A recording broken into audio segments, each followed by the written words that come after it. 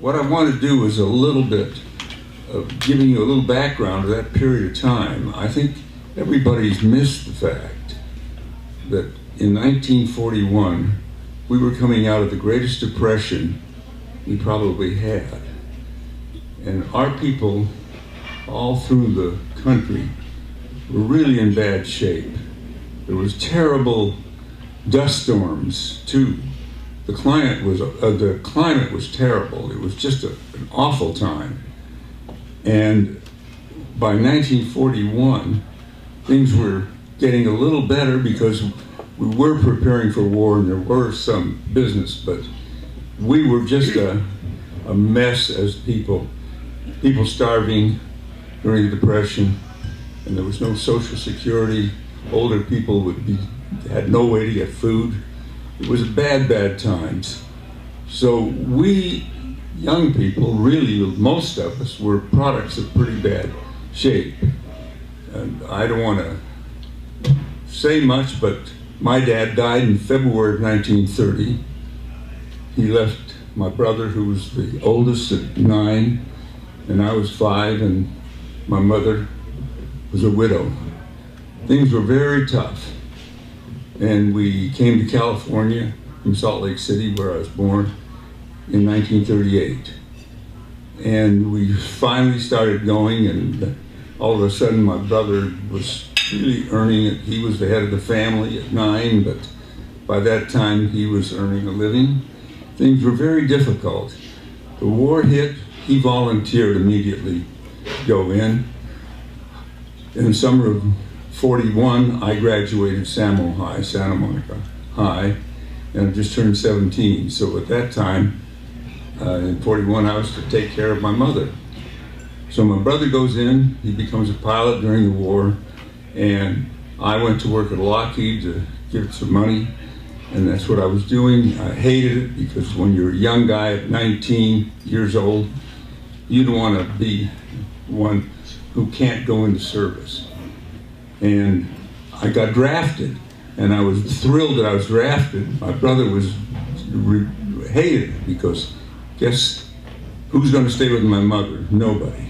But that was the way it was then. Things were really tough. Anyway, I got drafted in early 44, and I had worked in the accountant's office before while I was going to UCLA for a year, and then I went to work at Lockheed. And so I said, well, here, I'm just a terrific candidate to be some kind of a bookkeeper or some kind of a secretary. And he said, no, you're going to be intelligence reconnaissance platoon. And so I also went to Camp Hood, Texas, where I took basic training to become an intelligence and reconnaissance platoon. It means you're a lead scout in front of your troops, and you're going out scouting to see what's going to be there. And I thought, oh, well, that isn't what I was really trained for, but that's what happened. So I trained in Camp Hood, Texas, took basic, went to Missouri and joined the 70th Infantry Division. And tell you one funny story there. I saw this young man, because all of a sudden we were told, well, going overseas, the whole division, because they needed troops in Europe. That was just before the invasion of D-Day. And I'm doing KP, about as most privates do, and doing dishes. And the guy next to me says, well, I'm not going. I said, what do you mean you're not going? We're all going. He said, no, I can't go. And he said, why? I said, well, he said, because I can't read or write. I said, well, how in the hell did you get in the Army? He said, they drafted everybody. And that was part of the problems in those days. So just following through on this guy, I will tell you that about 5 months later, after I was coming down from a combat in one of the areas, I come into an aid station, and there's this guy in the aid station. He can't read or write, and he's working the aid station. So you can't believe what happened in that time. Anyway, we went overseas and came in through Marseille. We went over in the USS West Point. I'm trying to cut this short.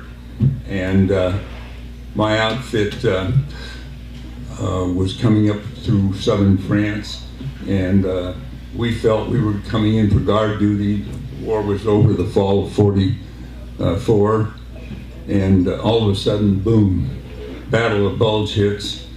We're thrown into Patton's army, and the first combat we had was with some SS Mountain troops who had come from the east, had been fighting, and it was very bad. Our first combat was 40% casualties, and so it was a tough time.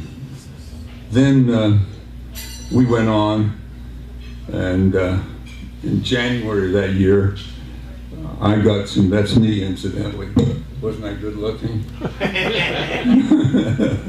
So that was coming home from Europe. Got another picture? That's me there on the right in my combat outfit when we were doing. Pretty good picture, huh? Yeah. Next, what do we got here?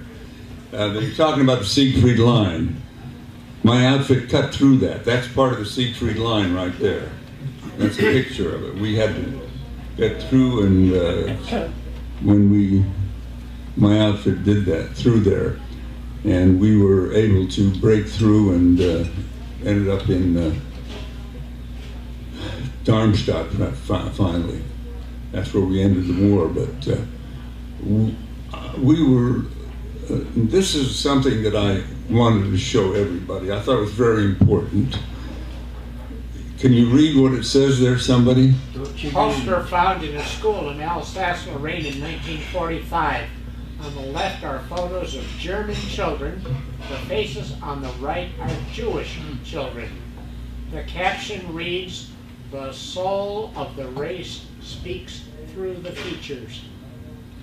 I tore this off of a school. We took this town, and went into the school building, and there was this poster on the wall.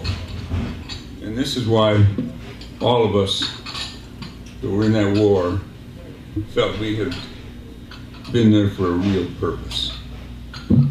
And anyway, we ended up, as I got hit in combat on one of the scouting expeditions, because we would go out at night and go into behind the German lines, and anyway, I've got my Purple Heart and Bronze Star, but that's another story. Those are some, I think, what is that? Bronze Star citation. Well, I don't know if you want to read the citation. Swords. Well, huh? Swords. These I picked up the battle at Forbach where we won. I picked up these things from this, put them in and brought them home with me. After the war, I had studied 3 years of German, was also a translator. And the first few days, we would interrogate all the Germans in the town. And one of the most horrible things I had, I'm a 20-year-old kid, and I'm interrogating this doctor, this German doctor. And this doctor is telling me how he did all these experiments on these Jews and it was horrible, just horrible. And he was very lucky because, frankly, the next day we were forced out. Our outfit moved out because somehow that guy wouldn't have been there. But I'll tell you, there's some funny stories too. You know, I was a private and I was a sergeant, but it's very interesting between the officers and the enlisted men in those days, because when we finally got into, after the war, we were above the Rhine River and we were settled up there. And it was very interesting because there was a little town up on about 4 miles up on the ridge. And somehow we couldn't fraternize with the women, of course, you know, that was against fraternity. But somehow the guys used to go up and there were some women up there. And the amazing thing about that is that In the next few days, all the enlisted men came down with the clap. And the officers had the flu. Wasn't that an interesting thing? How there is a difference. So, anyway, listen, we have, I don't want to bore you, I could go on for hours with stuff here, but it's, you know, it was a very interesting time. And if you have any questions, but combat is the pit. And anybody who thinks that they're going to be able to go to war for non-reason, they're crazy. Chuck, Yes. describe to them what happened with that bullet that was going into your body with either a button was there or something was there that stopped the bullet. We were out on patrol, and we were being shelled by 88s. And if you know the overcoat, the big heavy overcoat that you wear as an enlisted man, there's 2 buttons on the back of your coat. And I got hit by shrapnel on one of the buttons, which was like throwing a bandage into my back, and that's how I got the Purple Heart, because it really knocked me for a loop and I was in the hospital from it.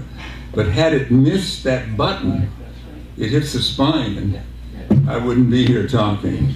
So I know when my friend here says there's a bullet that knows it's going to get you, that bullet didn't get me, so I was very lucky.